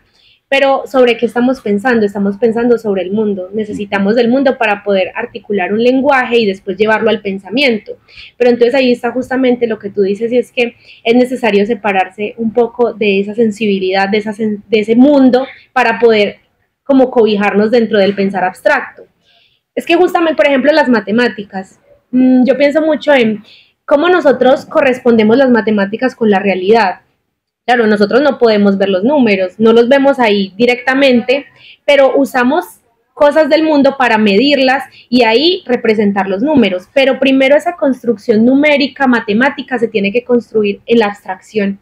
O bueno, primero no, sino se tiene que construir en la abstracción y después podemos representarlo en el mundo. Entonces yo también estoy pues muy de acuerdo con esa idea de que es necesario el lenguaje, pero también el pensamiento para poder representarme un mundo. En este caso, el lenguaje matemático. El lenguaje matemático. Me gustaría preguntarle si el posmodernismo, al hablar como de múltiples verdades, ¿cierto?, se acerca más al escepticismo, al materialismo o al idealismo, y de alguna manera, digamos, como que refleja cierta inclusión, tolerancia, diversidad, o al contrario, empieza, digamos, como a acercarse más al tema de la desinformación y al negacionismo. Pues yo creería que depende de qué corriente del posmodernismo estamos hablando, porque claro, así como en la filosofía moderna y clásica, pues había muchas corrientes de pensamiento, en el posmodernismo también. Entonces, un ejemplo, pues desde la filosofía, si tú dices un posmoderno, que muchos dicen que, por ejemplo, Nietzsche podría ser un posmoderno, podría, ¿cierto? Otros dicen que es un moderno. Entonces tú dices, bueno, es que, claro, es una postura muy escéptica porque no hay verdades, el mundo es solamente apariencia, ¿cierto? Entonces todos los juicios que nosotros hagamos sobre el mundo son juicios que pues, son convencionales, que tienen una utilidad práctica. Hay un ser que se conoce por medio también del lenguaje, por medio de diferentes percepciones que tú tienes cuando te enfrentas a los fenómenos, al ente, ¿cierto? Pero hay una sola esencia. Entonces yo creo que depende de la corriente. Entonces creo que más bien las corrientes más escépticas serían, por ejemplo, si nos vamos como por el nietzscheanismo, o sea, no todas las corrientes posmodernas son escépticas completamente, ni tampoco todas consideran que haya múltiples verdades. Yo pienso que el posmodernismo no es escéptico, pienso que es relativista. Y el primer posmoderno en eso fue Protágoras. Porque Protágoras dijo, el hombre es la medida de todas las cosas, de las que son en cuanto son y de las que no son en cuanto no son. Es el padre del posmodernismo, porque es el fundador del relativismo. ¿Qué está diciendo la frase de Protágoras? ¿Usted tiene calor o tiene frío? Frío. Yo tengo calor. ¿Cuál de los dos te está diciendo la verdad? Usted tiene frío y yo tengo calor. ¿Cuál de los dos está diciendo la verdad? Para Protágoras, los dos. Tanto para usted es su frío como para mí es el calor, mi calor.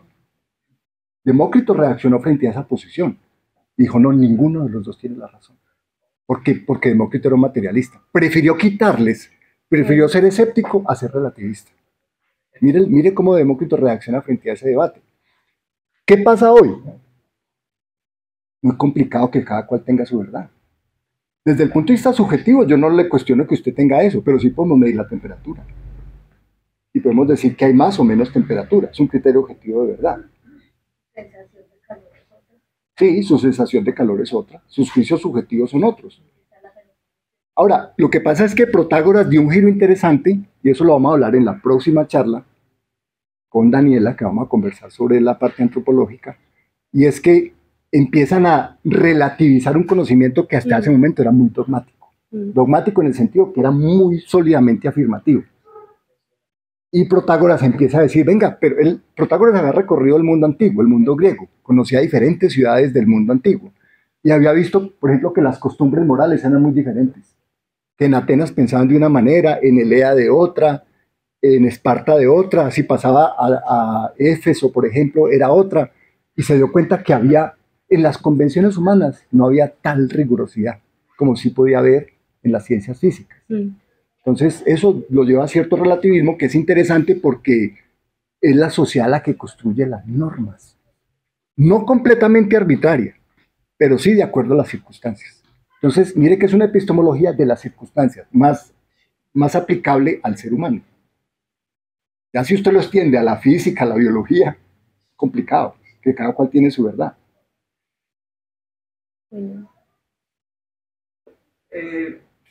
Pues una pregunta en dos ámbitos, en el ámbito de la epistemología y de la ciencia. Uno aparentemente tiene la idea de que la ciencia va avanzando, que el conocimiento, ¿cierto? Sin embargo, yo quiero poner un caso, digamos, exponérselo a ustedes y saber su opinión. Y es, cuando Newton hizo su teoría en los principios que le elaboró acerca del movimiento, en fin, él tenía una idea del espacio y del tiempo, ¿cierto? Esa idea duró, digamos, hasta que Newton hizo su teoría general de la relatividad del espacio. Einstein, perdón, como 300 años después, ¿cierto? 300 años después.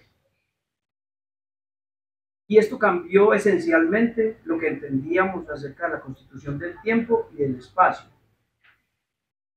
Pero hay una cosa sorprendente, ¿cierto? Y es que la física es una ciencia que se puede contrastar y se debe contrastar a través de experimentos. Y los experimentos dieron y siguen dando cuando medimos un péndulo y queremos corroborar la teoría de Newton. Y los experimentos dieron después cuando vieron que la luz se curvaba en el espacio con Einstein, ¿cierto? Pero la concepción es distinta, es esencialmente distinta, ¿cierto? Aunque las ecuaciones, alguna vez me explicaba un profesor y llevaba un límite las de Einstein y daba lo mismo de Newton, pero eso para mí, digamos, es un juego numérico, ¿cierto? Pero la concepción esencial es distinta. Y eso es increíble, ¿cierto? Como que unos experimentos con una teoría dan y con otra teoría también dan, ¿cierto? Y la pregunta es si, digamos, la ciencia se puede decir que está avanzando en términos de conocimiento y de saber, o hay unos experimentos que se están dando y el avance es meramente técnico y no hay conocimiento esencial de las cosas como tal. Esa es la pregunta. Me gustaría responder esa pregunta desde la epistemología de la ciencia, porque esa pregunta que tú acabas de decir es justamente una pregunta de la filosofía de la ciencia fundamental, y es si el conocimiento científico es conocimiento verdadero, y en tanto que es conocimiento verdadero estamos avanzando en él, o si las verdades que dice la ciencia son solamente verdades que son prácticas y que son útiles en una época determinada. Entonces eso implicaría que en la ciencia hay rupturas irreconciliables entre dos teorías o dos paradigmas científicos, y esas rupturas implican que no es que la ciencia esté avanzando, sino que la ciencia simplemente se está movilizando de una teoría a otra, ¿cierto? Entonces es una pregunta fundamental de la ciencia. Entonces, eso se llama realismo y antirrealismo. Un realista te diría, no, es que las verdades que nos dice la ciencia o lo que podemos conocer del mundo está independientemente del observador, del científico, ¿cierto? Está por fuera. Entonces, la ciencia sí avanza porque como está por fuera de nosotros lo que somos unas personas que están descubriendo, somos unos descubridores. Entonces, en tanto somos descubridores, podemos descubrir la verdad del mundo. Entonces, si te paras en una postura filosóficamente realista, se podría decir que sí, la ciencia está avanzando.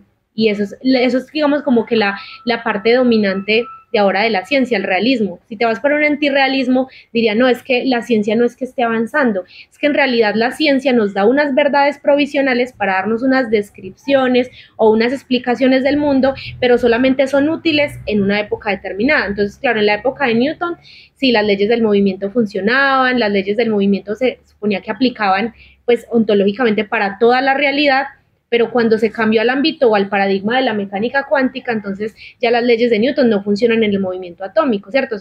Ya se aplican leyes de probabilidad, la incertidumbre. Entonces, por ejemplo, si te paras en una postura antirrealista, dirías, no, eso es un ejemplo de que las leyes de Newton no eran verdaderas porque se comprobó que no aplicaban para toda la realidad, entonces hay que eliminarlas. Eso diría un realista, ¿cierto? Entonces yo creo, un antirrealista, perdón, entonces desde mi postura personal, que es un poco más realista, considero que la postura de la ciencia necesariamente tiene que confiar, la ciencia tiene que confiar en los postulados científicos, pero no solamente confiar dogmáticamente, o sea, entregarse a decir, no, es que esta es la verdad última, sino que lo que permite que la ciencia avance es justamente también la posibilidad de dejar de lado o de tomar de los postulados anteriores algo para crear nuevas teorías a partir de eso. Entonces creo que sí hay una continuidad en la ciencia, pero en tanto se acepte que existe una verdad, pero es una verdad como una descripción del mundo que nos va a servir posteriormente para acercarnos un poco más al conocimiento. Yo digo algo muy corto, muy corto. Luego. ¿Cómo sabemos que sí hay progreso en la ciencia en ese ejemplo? Porque la ciencia ha venido avanzando con una visión de totalidad. Inclusive ahorita se discute la teoría del todo. O sea, una ley que lo explique todo. Y ese es el anhelo que hemos venido trabajando desde tiempos muy antiguos. ¿Cómo sabemos que progresamos? Sabemos que progresamos en la medida en que construyamos una teoría explicativa más simple pero más abarcante.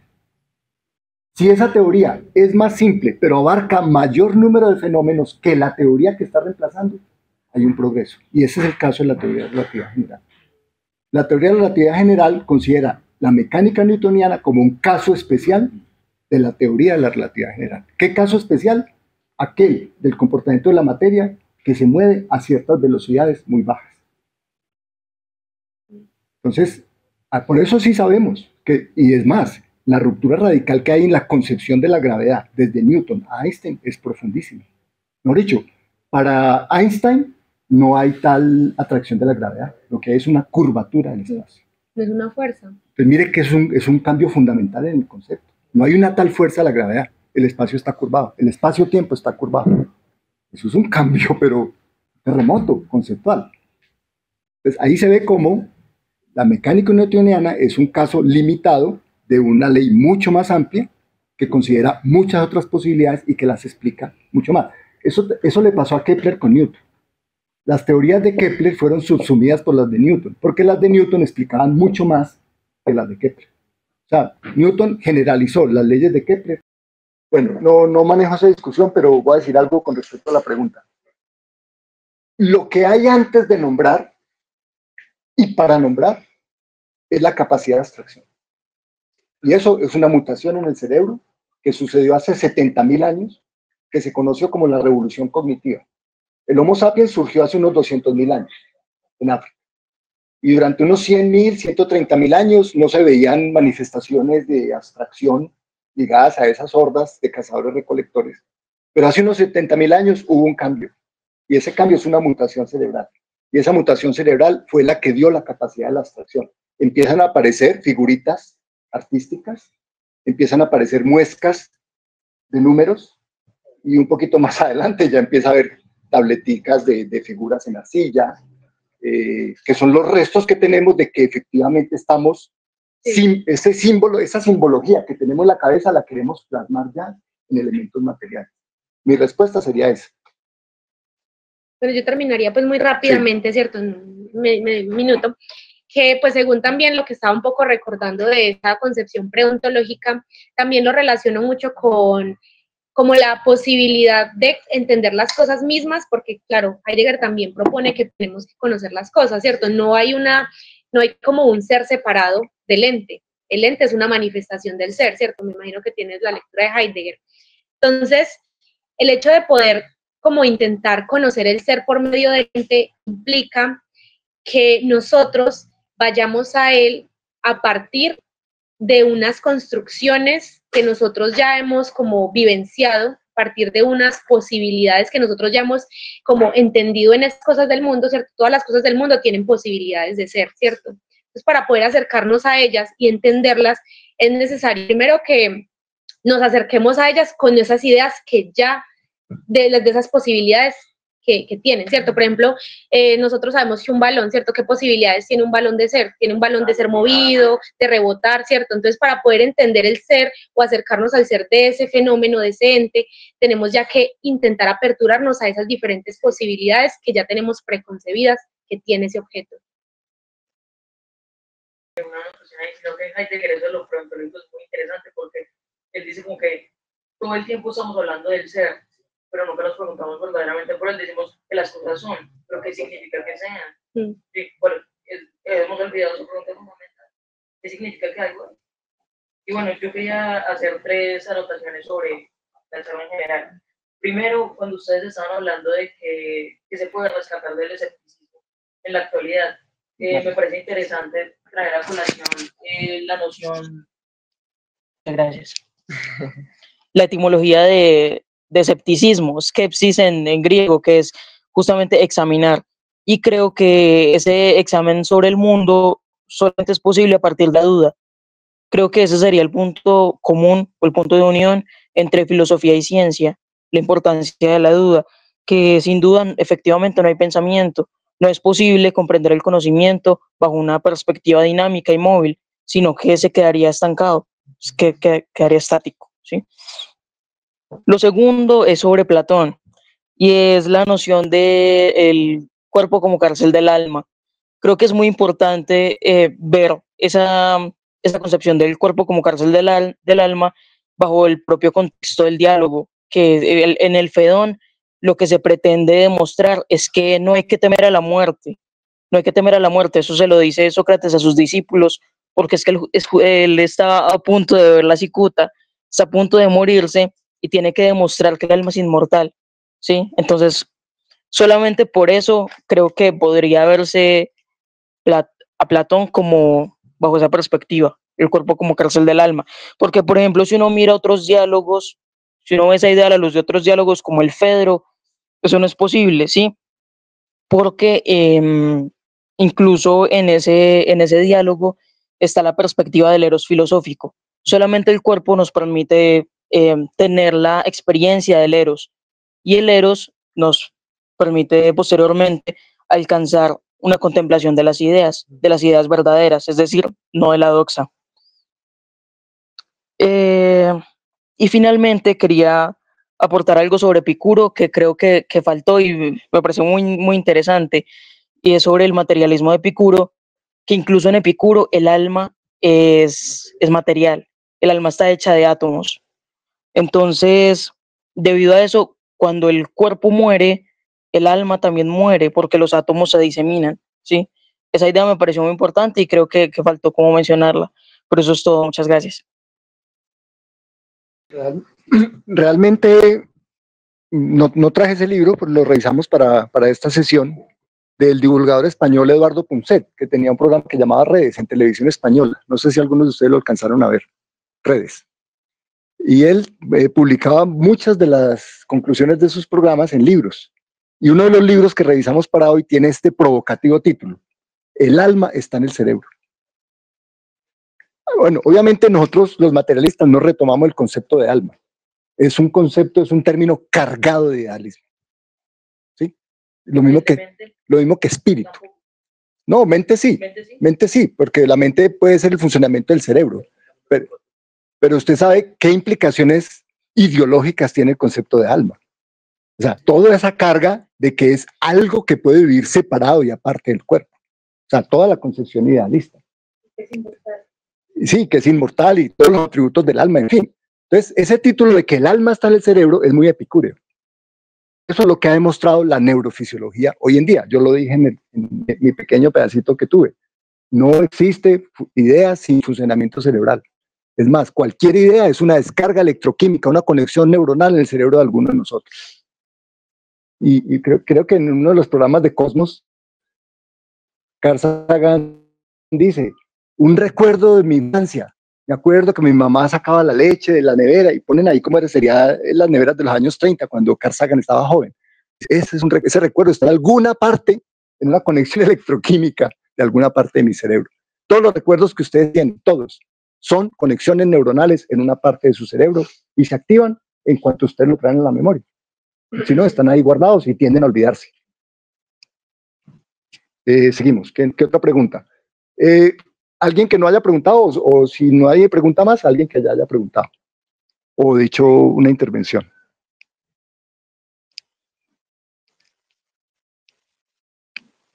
¿Te va a decir algo? No.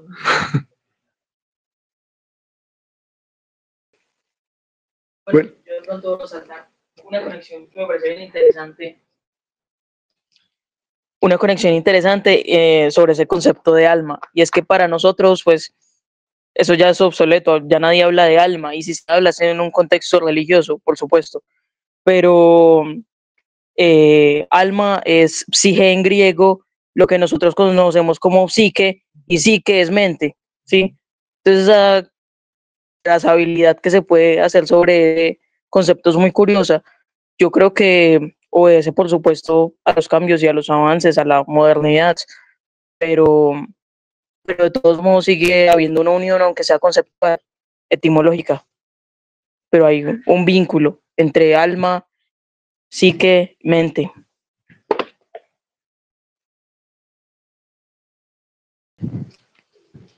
Pablo, yo tenía una pregunta, pero es de otro tema. No sé si desconstruya aquí, si de pronto la hago. Hágale, profe.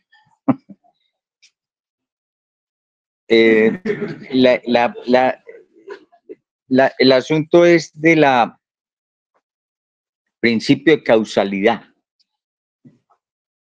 Clave, pues, en el determinismo, que estaban hablando ahora de Newton y todos estos asuntos, que ya entra en contradicción cuando aparece, pues, este amigo Einstein, ¿cierto?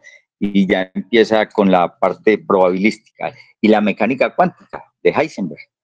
Bueno, la pregunta que yo tengo es una pregunta que puede, no sé qué concepto pueda tener por parte de ustedes, pero ¿el mundo es causal? Nosotros entendemos el mundo, que todos estamos hablando del mundo, ¿cierto? Entendemos el mundo desde el principio de la causalidad, ¿cierto? Eso es, a ver, y entre otras cosas, el principio de causalidad es un apriorismo platónico. Y subsiguientemente, ¿el mundo es causal? La pregunta es muy pertinente porque es una pregunta. ¿Qué pasó? No, muy pertinente, muy pertinente. Porque es una pregunta epistemológica. O sea, podemos preguntarnos si es posible encontrar relaciones de causa-efecto en la materia, en el mundo material. Yo le paso el micrófono a Fernanda, que conoce muy bien eso desde el punto de vista de Aristóteles. Bueno, pues primero responder a la pregunta de si el mundo es causal. Eso para mí es una pregunta irresoluble en este punto. Porque mientras que, pues centrándonos desde la ciencia propiamente, los cuerpos macroscópicos siguen obedeciendo a una especie de causalidad, ¿cierto? Por ejemplo, si nos situamos en el contexto de Newton, las leyes son causas, las fuerzas son causas, ¿cierto? La fuerza es la que hace que un cuerpo se mantenga en el movimiento acelerado uniforme, o si no se aplica una fuerza, se va a mantener en reposo. Entonces hay una causalidad y pues desde la filosofía, la causalidad sí es como una especie de, como más que un apriorismo, es una ontología, es decir, es una ley que subyace a los fenómenos físicos macroscópicos, desde la filosofía propiamente. Pero supongo ya, digamos, especulando un poco más desde la parte de la mecánica cuántica que he leído, pero no domino el tema, tengo entendido que la causalidad no es que aplique propiamente ahí, sino que ya pues trabajamos es con incertidumbre, ¿cierto? Entonces, uno podría decir, no, entonces si a escala fundamental de la materia el mundo no obedece a causalidades, entonces la causalidad se rompe, pero entonces, ¿qué pasa con los cuerpos macroscópicos? Entonces, ¿es una causalidad solamente aparente? ¿O acaso será que la falta de causalidad o la falta de determinismo que en la mecánica cuántica existe, entonces, pues dirían algunos filósofos, entonces sería una carencia epistemológica? No conocemos el comportamiento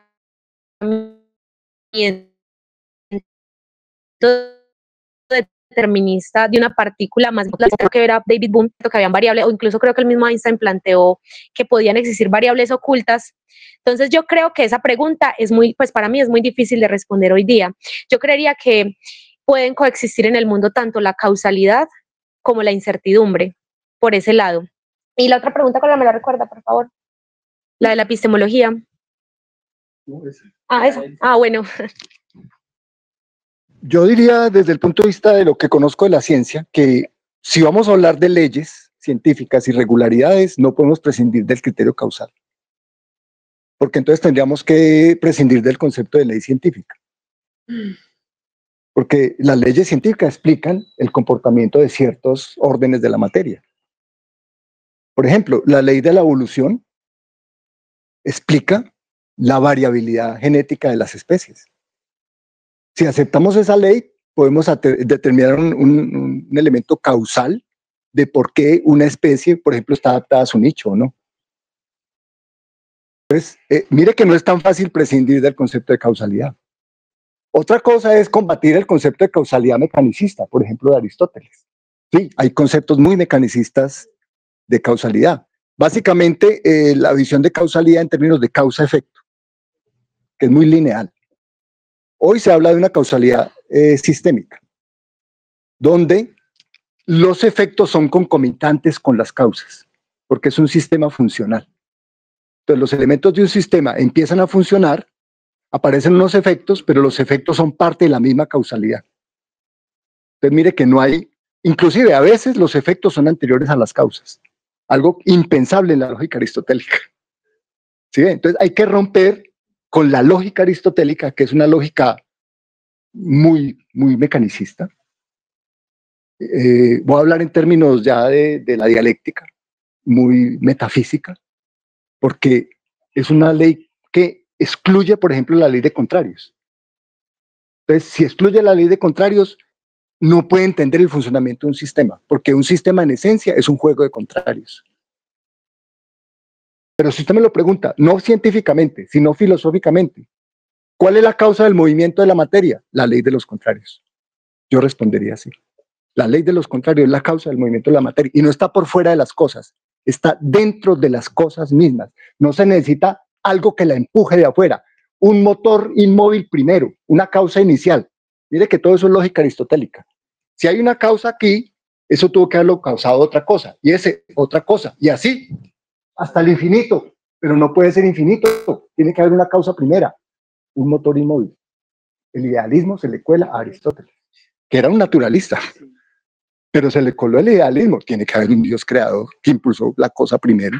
No, para la visión heraclitiana, Heráclito con su contradicción, no se necesita nada externo a, las cosas son contradictorias dentro de sí mismas, y esa contradicción explica su cambio y transformación.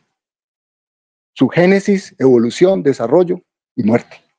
Todas las cosas, desde una estrella hasta usted, profesor, y yo.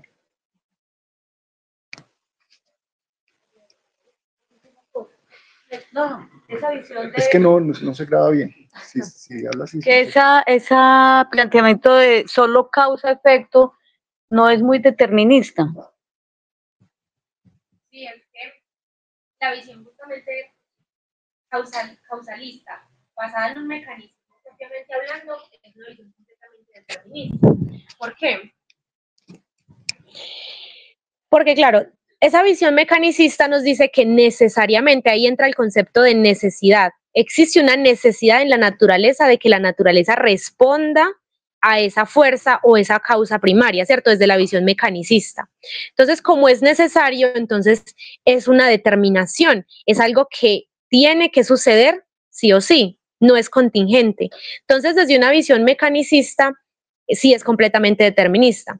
Ya si, digamos, nos podemos ir a una causalidad, como la estaba planteando Pablo, creo que ya no sería un tanto determinista, porque ahí sí entra la posibilidad de que exista otra cosa muy contraria a la necesidad. Entonces, si prescindimos del concepto de causalidad, se nos van a extraviar una cantidad de leyes, de la biología, de la química, de la física, hasta de las ciencias sociales. Los violentólogos en Colombia discuten cuál es la causa de la violencia. A mí me parece que es una discusión válida. Unos dicen que es por la desigualdad económica, otros dicen que el colombiano es intrínsecamente violento. Hay como 8 o 10 teorías. Otra, sí, ya miremos cuál es el mecanicista, cuál es, en fin, pero prescindir del criterio de causalidad no es tan fácil. Casi que iríamos saliendo de la ciencia sin ese criterio. ¿Otra vez? Bueno, sí, ya vamos a terminar. ¿Qué otra pregunta de opinión? Yo tengo una, pero no sé si alcanzamos, pues que ahorita tenemos 5 minutos. Ahorita que alcanzaba a nombrar el tema de la dialéctica, pues hemos venido estudiando el tema de la dialéctica con Hegel, que es como más idealista, luego Marx y Engels más materialista, pero entonces me queda la duda si precisamente ambos escenarios no alimentan de alguna forma una mirada escéptica, o más bien ambos escenarios, no, ambos contrarios, ¿cierto? De que de alguna forma yo puedo debatir la verdad, ¿cierto? Porque como tengo, digamos, una posición que es opuesta a la otra, básicamente eso podría alimentar una mirada escéptica de decir, bueno, entonces puedo contravertir cualquier verdad. Pues me gustaría de pronto mirar, yo sé que de pronto a lo mejor los escépticos que nombraron pues no tenían esa visión de dialéctica, pero hoy en día digamos que esa dialéctica no podría alimentar de alguna forma también el escepticismo. Voy a responder rápidamente, un minuto. Y es que hay una salvedad con los escépticos como corriente, y es que los escépticos no solamente se quedaban en la duda. Claro, la duda ha sido un método que no solamente ha sido usado por los escépticos, sino también racionalistas y los mismos empiristas materialistas han creado pues el conocimiento a partir de la duda. Sin embargo, la diferencia con los escépticos propiamente hablando es que los escépticos tenían una actitud de indiferencia, era una aniquilación a la filosofía. Como le decía, como decía en mi parte, pues cuando un escéptico le preguntan sobre un juicio científico, él dice, no sé, no me interesa, no le interesa responder. Entonces, desde un punto de vista escéptico, yo diría que solamente como punto de partida para intentar como contraponer esas dos visiones o esas dos filosofías, y como decir, bueno, entonces voy a dudar de la primera, pero también voy a dudar de la segunda, y ya puedo hacer una síntesis a partir de esa duda. Pero propiamente como corriente, los escépticos como que toman la actitud de indiferencia ante ese tipo de juicios. Voy a aprovechar esta intervención para cerrar, que ya nos pidieron el salón. Y creo que es muy buena pregunta porque posibilita una gran síntesis. Y la síntesis es la siguiente. El problema del conocimiento surge cuando hay un sujeto cognoscente y un objeto por conocer. Siempre la cuestión epistemológica es una relación sujeto-objeto. No creo que la epistemología opere solamente en el objeto, y tampoco opera solamente en el sujeto. Esa es la relación dialéctica sujeto-objeto, como se establece el problema del conocimiento. En la historia de la filosofía, los griegos sentaron estas bases, pero no hablamos porque no había tiempo. Eso se dividió en dos grandes escuelas, empiristas y racionalistas. Cada uno de ellos se paraba en el énfasis en uno u otro aspecto de esos dos elementos vitales. Los empiristas se paraban en el objeto y los racionalistas se paraban en el sujeto, y pelearon durante 2000 años. Ustedes ven que la pelea, por ejemplo, entre Bacon y los empiristas ingleses, con los racionalistas cartesianos y Spinoza, y después Kant y Hegel, con Feuerbach y Marx, es parte de esa discusión. A mi modo de ver, Marx saldó esa discusión, porque Marx hizo una cosa brillante. No sé, es que tengo que moverlo a tus manos. Marx cogió el argumento de los empiristas, cogió el argumento de los racionalistas y hizo una gran síntesis. Y dijo, no existe raciocinio sin evidencias empíricas. Eso genera un salto, pero ese salto es insuficiente. Hay que volver a la práctica con el conocimiento consciente elaborado para confirmar si el conocimiento realmente es verdad o no. Y lo dijo con una cita muy famosa de las tesis sobre Feuerbach. Los filósofos hasta ahora se han dedicado a interpretar el mundo, de lo que se trata es de transformarlo. Termino con eso. Yo espero que Fernanda se coma la naranja. ¿Por qué? Porque todas sus sensaciones y conocimientos y conceptos previos los va a confirmar cuando ella realmente transforme el objeto. Se lo dije. Si lo quiere. Y con eso terminamos. Gracias.